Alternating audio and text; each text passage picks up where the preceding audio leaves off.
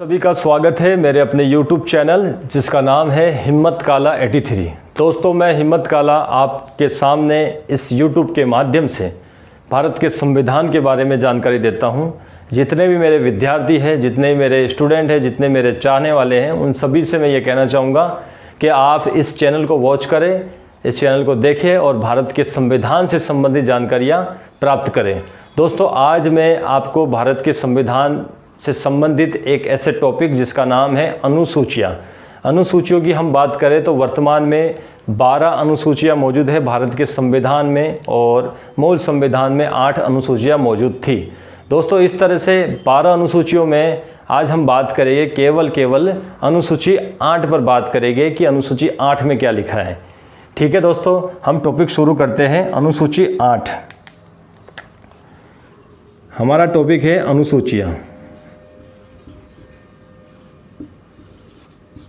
अनुसूचियाँ ये हमारा टॉपिक है। ठीक है, और अनुसूचियों में भी हम क्या पढ़ेंगे? अनुसूची 8 पढ़ेंगे। आपको मैं ये एक बात बताना चाहता हूँ कि मूल संविधान की हम जब बात करते हैं, किसकी बात करते हैं हम? मूल संविधान की जब हम बात करते हैं तो मूल संविधान में हमको 8 अनुसूचियाँ दिखाई देती है। कितनी अनुसूचियाँ दिखाई देती है दोस्तों? 8 अनुसूचियाँ दिखाई देती है। लेकिन जब हम वर्तमान संविधान की बात करते हैं, वर्तमान संविधान की हम बात करते हैं, तब हमें अनुसूचियाँ 12 दिखाई देती है। क्या दिखाई देती है? 12 अनुसूचियाँ दिखाई देती है। दोस्तों, कहने का अर्थ ये है कि अनुसूचियाँ मूल ढांचे का हिस्सा थी। अनुसूचियाँ मूल ढांचे का हिस्सा थी और वर्तमान में भी अनुसूचियाँ क्या है? मौजूद है।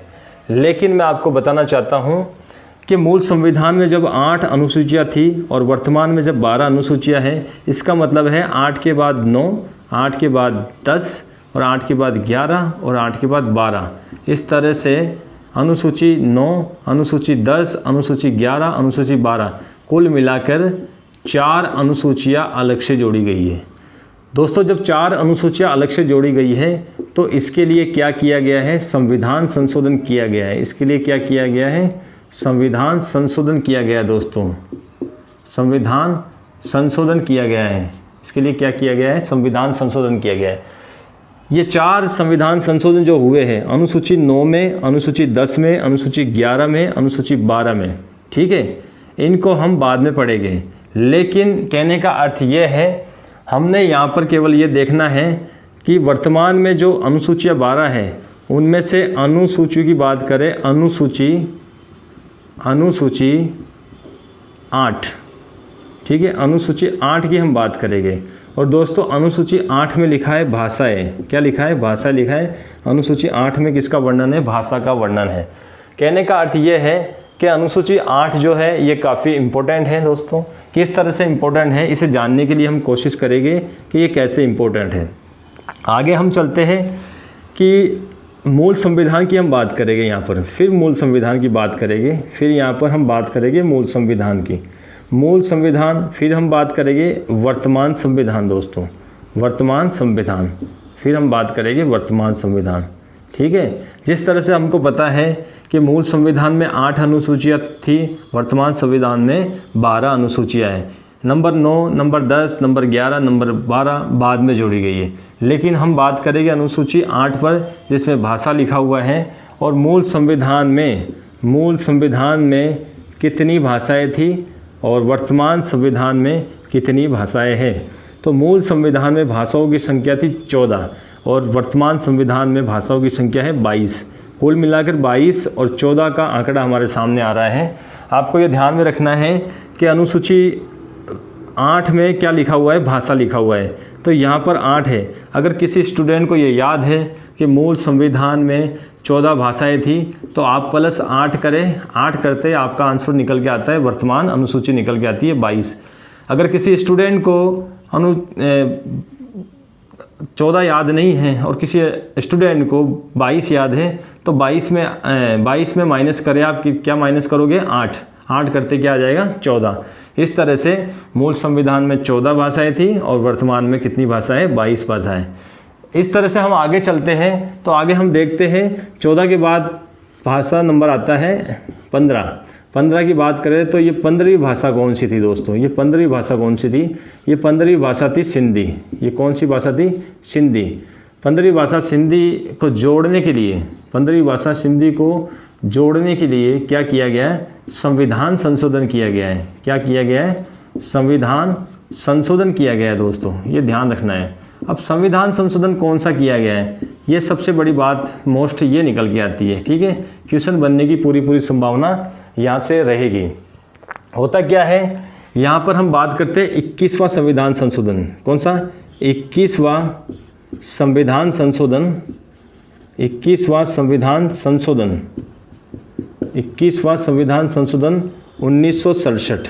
ठीक है, कहने का अर्थ यह है कि 21वां संविधान संशोधन 1967 के द्वारा मूल संविधान में 15वें नंबर की भाषा जोड़ी गई है। उस भाषा का नाम है सिंधी भाषा।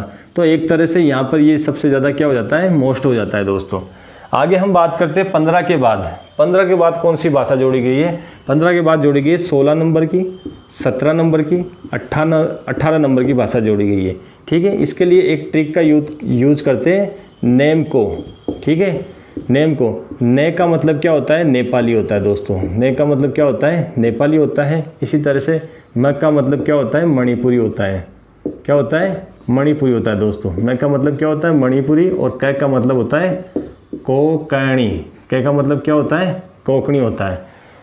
अब हमें यह ध्यान देना है कि नंबर 16, नंबर 17, नंबर 18 नेम को नेपाली, मणिपुरी और कोंकणी, ये जो भाषा जोड़ी गई है, इसके लिए भी क्या किया गया है? संविधान संशोधन किया गया है दोस्तों।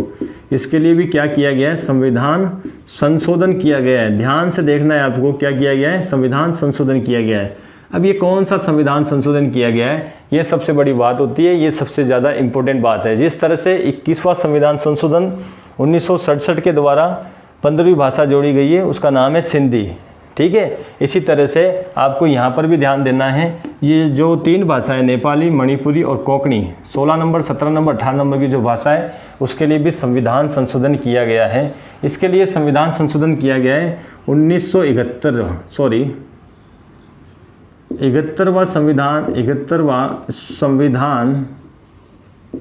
71वां संविधान संशोधन 1992 में। ठीक है दोस्तों, 1992 में 71वां संविधान संशोधन किया गया है। और इस संविधान संशोधन के द्वारा भारत के संविधान में 3 नई भाषा जोड़ी गई है, जिसका नाम है नेपाली, मणिपुरी और कोंकणी। आगे हम देखते हैं 18 के बाद आता है 19। 18 के बाद क्या आता है? 19। और उसके बाद आता है 20, उसके बाद आता है 21, उसके बाद आता है 22। और वर्तमान में कितनी भाषा मौजूद है? 22 भाषा मौजूद है। कहने का अर्थ है, इसके लिए हम ट्रिक का यूज़ करते हैं बोडो मैस। ठीक है, इस बोडो मैस में बो का अर्थ होता है बोडो, इस बो का अर्थ होता है बोडो। ठीक है, ये भाषा एक। ठीक है, बोडो। इसका डी का अर्थ होता है डोगरी। ठीक है, इसका डी का अर्थ होता है डोगरी। इस मे का अर्थ होता है मैथिली। ठीक है, मैथिली। इस स का अर्थ होता है संथाली। क्या होता है? संथाली। इस तरह से 19, 20, 21, 22 बोडो, डोगरी, मैथिली और संथाली, ये 4 अंतिम भाषा भारत के संविधान में जोड़ी गई है। और इसके लिए भी क्या किया गया है? इसके लिए भी संविधान संशोधन किया गया है। ठीक है, तो आपको ध्यान रखना है 52वां संविधान संशोधन। ठीक है, 2003 में किया गया दोस्तों। और 52वां संविधान संशोधन 2003 के द्वारा अंतिम 4 भाषाएं जोड़ी गई है दोस्तों, ध्यान में रखना है। इस तरह से आपको यह ध्यान में रखना है। आज का हमारा टॉपिक है अनुसूची 8, जिसमें भाषा का उल्लेख है। अनुसूची 8 जिसमें भाषा का उल्लेख है। मूल संविधान में कितनी भाषाएं थी? 14। वर्तमान में कितनी है? 22 भाषाएं। 14 के बाद भाषा नंबर 15 को हमने देखा, जिसको हम बोलते हैं सिंधी। ठीक है, सिंधी के लिए हमने संविधान संशोधन किया है 21वां संविधान संशोधन 1967। इसी तरह से सिंधी के बाद जो भाषा जोड़ी है नंबर 16, 17, 18 नेपाली, मणिपुरी, कोंकणी, इस ट्रिक का हमने यूज किया है। और ध्यान में रखना है कि संविधान संशोधन कौन सा हुआ है? 71वां संविधान संशोधन 1952 में। इसी तरह से हम आगे आते हैं अंतिम 4 भाषाएं बोडो, डोगरी, मैथिली, संताली। ये ट्रिक हमने प्रयोग किया है नंबर 19, नंबर 20, नंबर 21, नंबर 22। इसके लिए हमने संविधान संशोधन कौन सा किया है? 52वां संविधान संशोधन 2003।